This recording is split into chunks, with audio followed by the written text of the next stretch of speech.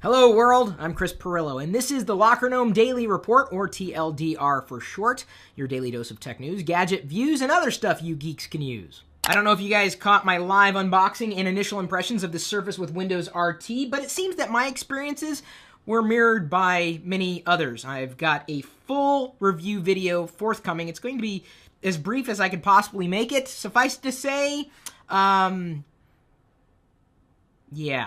Did you also happen to catch the handful of Windows 8/RT screencasts that we uploaded last night? If there's something you need help with in relation to Windows 8 or RT, let us know. We'll produce another quick screencast for you. Not a problem. Halloween party scary sounds help innovator weather tough times. You know, the interesting thing about being in business these days is that you can pivot. Like, back in the day, you couldn't easily pivot and switch and modify your business strategy to adapt to the times. Because there's so much new technology that is released on a daily basis. I mean, I'm just looking at my desk and I've got a Surface, I've got an iPad, I've got an iPhone, I've got a Windows phone, I've got my Nexus 7 somewhere around here. So if my business only existed in one universe, I would be targeted, but really kind of limited in the type of business I want to be in. And it's much the same way for app developers. When an app isn't working as well as it could, you could take your intelligence and make it something else. And that's exactly what these guys did. Samsung's new Chromebook quietly becomes Amazon's top seller. And according to the package tracker, my Google Chromebook that I got for $249 will be arriving here on Thursday, and that's when I'm going to be unboxing it live on YouTube. I'm actually kind of excited about it. A $250 lightweight-ish laptop that's running Chrome OS. I mean, really, if most of what you do is online anyway, isn't that all you need? And of course, you may have caught Google's string of announcements. I'm going to geek out about it separately today in another video, which you can watch after this one. They're going to be releasing the Nexus 4 and a Nexus 10, a 10-inch tablet. I mean, the 10-inch screen as measured diagonally. They also announced improvements to Google Now, to Google Play, Android 4.2, and they are really getting their act together. I keep saying it, but this is going to be an expensive month. Hurricane Sandy blows down paywalls at New York Times and the Wall Street Journal. I hope everybody out there who is experiencing Sandy or any natural disaster stays safe. That is number one. Although I'm pretty sure many of you geeks were doing your best to stay online for the series of announcements that happened today. Including this! No, not the iPad. Microsoft Windows Phone 8. It's here. So let's go ahead and see what's new here. The only phone with live apps. They're talking about the live tiles. And I gotta tell you, I like live tiles. Live tiles to me, well, are a better implementation of what Android did with widgets. Not that I have a problem with widgets. I like widgets. I do. It's just that a lot of widgets on Android that I find aren't designed very well. I mean, they're well-ish and they work well enough, but live tiles are just, well, they're cleaner, and I like that.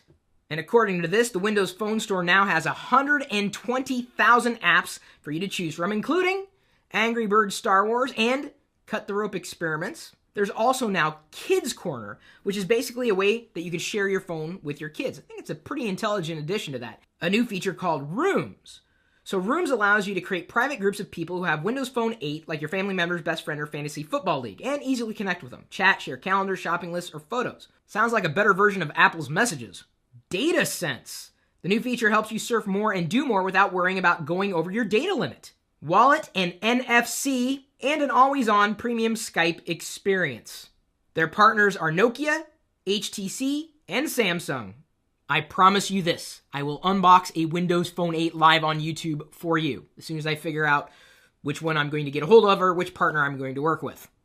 Our question of the day is sponsored by GoDaddy.com. We've got the coupon links in the video description, including 599Chris, which will get you 3 domains for $5.99.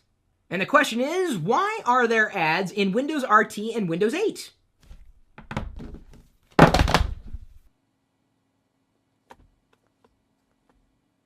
It took me forever to find what it was I was looking for. The live tiles kept changing. I like them, it's just sometimes my short attention span. Ooh! Here's the ad we're referring to, or at least one of them, in the Weather app. The ultimate security for Windows 8. So Microsoft is advertising a partner through an app.